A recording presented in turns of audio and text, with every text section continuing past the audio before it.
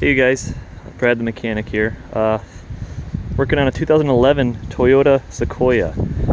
This is going to be the same for the Tundras too. The steering rack is what we're doing today.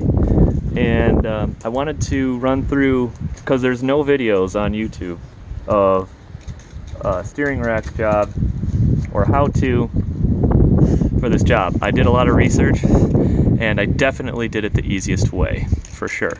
So first things you're going to want to do is you're going to come in here and take off the tie rod ends, right? So take those off and they'll just be hanging here. Then, so you do that to both sides. And you're also going to want to take off the sway bar. It's super easy. 19 mils here, two 17s, and a 19. That thing just comes right off, and that gives you all the room, a lot more room, okay? So then, let's get up in here. And so the oil filter, I took the oil filter housing off in order to have more room. And I took the key to me getting this out was taking the gear off of the starter, or the steering box. So see, the lines are still there, and then there's the gearbox. There's two 12 mil bolts that hold that on, and when you take that off, it makes the rack small enough to fit through here. Okay, so there's lots of things that say you gotta do all this other stuff. You don't have to do it. Get those trans lines all the way out of the way. There's two 10 mil bolts that take those off, and then you can move those out of the way once you remove them from the steering rack, which is actually two 17 mils for that, which is weird.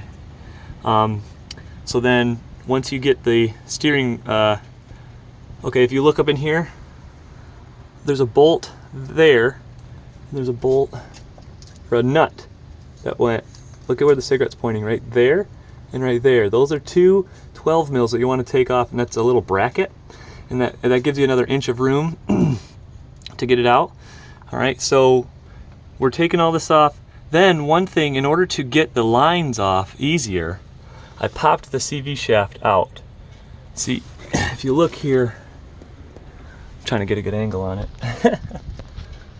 But I popped that out. That was super easy. Just I put a little chisel in there and popped it out. A little bit of grease does come out, so make sure you have a little bit to top that off. But pop the CV shaft out. That'll give you way more room in here to get what you need. Get to what you need. I did remove this and this upper ball joint in order to pull the CV shaft away from the front diff. Okay, so yeah, all these there's no videos on this truck. That's why I'm showing you guys. I didn't make a step-by-step because I was too busy just doing it. It took me all day. But it shouldn't take you all day if you know all the steps. So it's take off the tie rod ends. I would take this off too while you do that. Make sure that this line doesn't get pulled too tight, okay? Mine's not too tight right now, but make sure it doesn't pull, because these are hard lines right here, those brake lines, and they'll break. So take the tie rod ends off, and then you'll come under here and you'll take the sway bar off, and then you're going to want to take the lines off of the steering rack. In order to do that, you'll have to pop the CV shaft out to get to that, and then popping the that little bracket off there. I took the bolts off of the steering rack. Like, I did that almost first because it allowed the steering rack to move back and forth so that I could get a wrench on it a lot easier. It definitely made things easier to have the steering rack removed first, or one of the first steps before you get in here, because you can move it around. It moves back and forth like 3 or 4 inches. So, and then you take the inner tie rods off of the steering rack. So I just took it all off.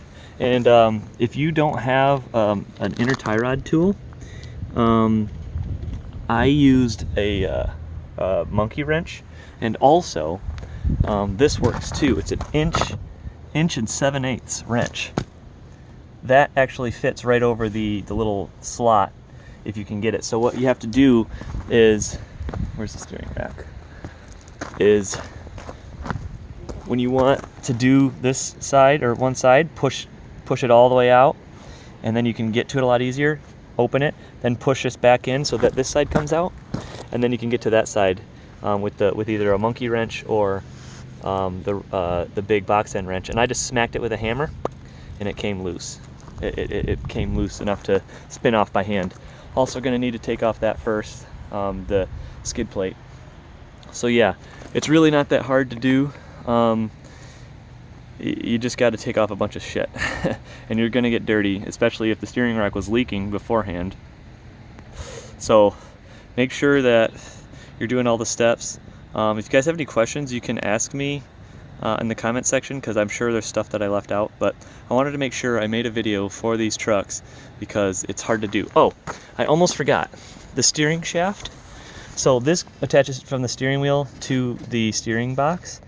Well, this is like an intermediate shaft, and I took this off because it was right here, so real easy to get to, right? And then the other one was down here, which you can get to with an extension while it's all together. And once you get those loose, you can jimmy that shaft out of there, so that, because it's kind of hard to remove down here, so you can pull on it from up here and pop it out that way. Because this comes off real easy. It actually came off by hand once I got the nut out, or the bolt. It came right out by hand. I was able to pull it. But you're going to want to make sure the steering wheel is perfectly straight. This right here is straight when it's the bolts right here. I made sure that the steering wheel is not going to move, and that the steering wheel was set at the center position before I started. So that's super important, because if you don't have this in the right position, you can overclock the clock spring in the steering wheel and it'll fuck up a bunch of stuff. Your airbag light will come on and all kinds of weird dumb shit. So make sure you do that. Definitely pop that axle out, but you're gonna need a drain pan, because it's gonna leak a little bit of fluid out. Same with the power steering lines. Everything's gonna leak fluid. Oil's gonna leak out, but not that much. Only like 2 cups of oil came out when I took that, so you might not even have to top any off. So yeah, make sure you're doing that. Sway bar came off like butter. It took a little bit of torque to get them off, but nothing a half inch wrench can't do, or a half-inch socket. Ratchet. It's nothing a half-inch ratchet can't handle. So yeah, you guys, like I said, let me know if you guys have any questions or whatever. But this is Brad the Mechanic signing off. Like and subscribe if you want. I don't know why, everybody fucking says it. I don't even care. I just want you guys to learn. So you don't have to like or subscribe. Fuck it. Peace out.